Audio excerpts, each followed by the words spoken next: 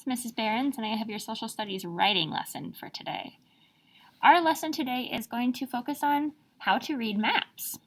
We're going to be using this acronym Todals to guide us through this lesson. You will need your iPad, and that is it, so you should be all set. Here are the learning targets. I can list and explain the 6 essential elements of a map. I understand why these elements are important. And I can accurately use a map to gather information. Many of us have seen and used maps in the past. I would venture to say all of us have. Today we're going to look at some different parts of a map using the acronym Todals. It's going to give us a tool that we can use to remember the 6 necessary components that all maps need to have in order to be a good map and a map that readers can use to get information. Quickly, this acronym Todals stands for title, orientation, date, author, legend, and scale. Let's dive into what these really mean. The first letter is T, and T stands for title. Every map that we use that is going to give us information must have a title. The title of the map tells the reader what the map is about. You might have a map that is focused on crops that are grown. You might have a map that's focused on population. You might have a political map that shows where the boundaries of states and countries and continents are. The title is really important in communicating to the reader what the purpose of that map is. It tells us the main idea.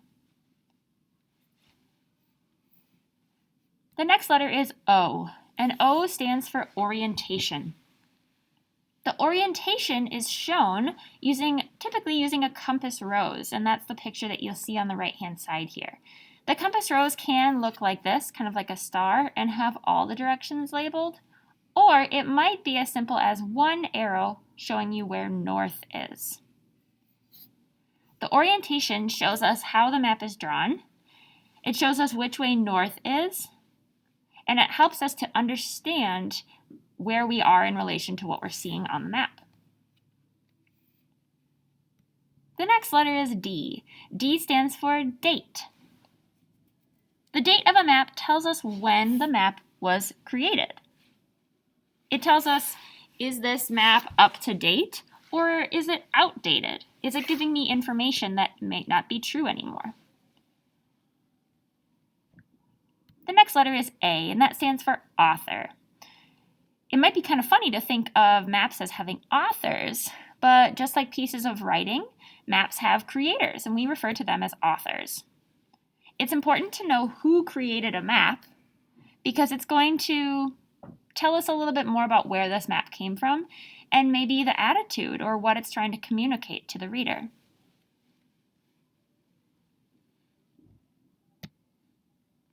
The letter L stands for legend. A legend on a map gives us the meanings of the different symbols that we see on the map. On the screen here, you see an example of a legend. It might have symbols that represent landforms, transportation, cities and towns or different types of buildings. It might also tell us what different borders mean. Is something the border of a city, of a state, of a province, etc. The last letter that we have is S, and S stands for scale. This one is very important in helping us understand how to read a map. The scale tells us how big the map is and how much space the image is representing. On the bottom of the picture here, you see some lines. It goes from 0 to 400 miles.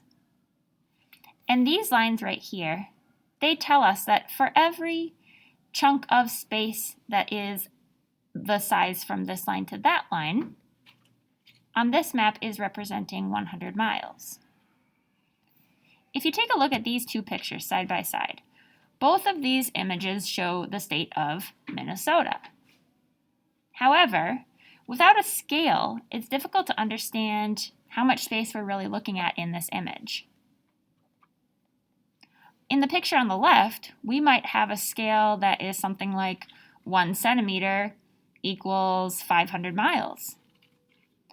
On the right, it might be something more like 1 centimeter equals 50 miles. Having a scale is really important in understanding really how much space we are viewing in the image. You are in here. I can't even see you. You're hiding. I'm recording, 1 sec. Hey guys, guess what? Miss Bruins is here. So fun. Your job today is to use this new acronym that we have learned, Todals, to gather information from this map.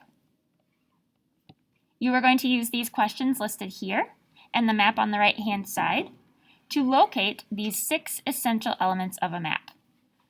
Record your findings and submit what you have found to Schoology.